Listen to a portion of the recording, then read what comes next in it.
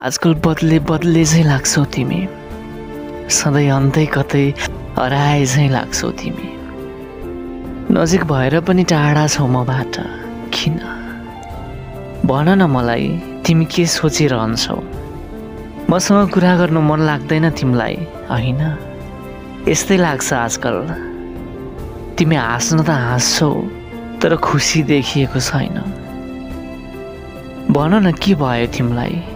मलाई मन लाग्छ तिमीसँग आफ्नो सब थोक कुरा सेयर गर्न, तर तिमी बिजी छु भनेर सधैँ टार्ने गर्छौ। पहिले जस्तो केही पनि लाग्दैन मलाई हामी बिचमा।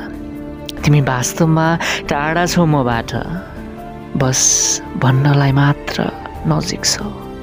म बुझ्छु तिमी साँच्चै व्यस्त छौ होला र समय हुँदैन होला मलाई दिन, तर पहिले त तिमीले यस्तो गरेको थिएनौ नि।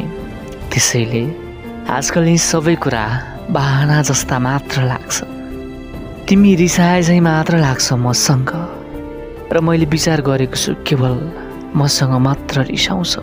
र मैले तिमीलाई कहिले बताएको छैन कि मलाई दुःख लाग्छ यस सबै कुराबाट। मलाई फेरि बोल्न मन लाग्छ तिमीसँग, फेरि तिम्रो हात समाउन मन लागेको छ।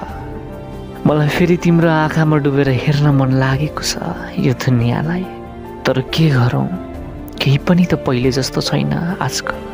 तिमी नै तिमी जस्तो छैन। न भन्छौ केही, न सोध्छौ नै, न आँखा जुदाउँछौ मसँग। तिमी बिस्तारै आएको थियो मेरो जिन्दगीमा, अब अहिले जानलाई किन यति हतार भएको छ?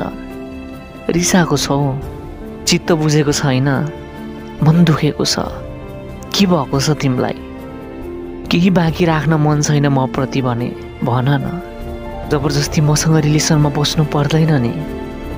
साँच्चै मलाई पुरानो मान्छे जुन तिमी थियो उसको याद आइरहेको छ, धेरै याद आइरहेको छ।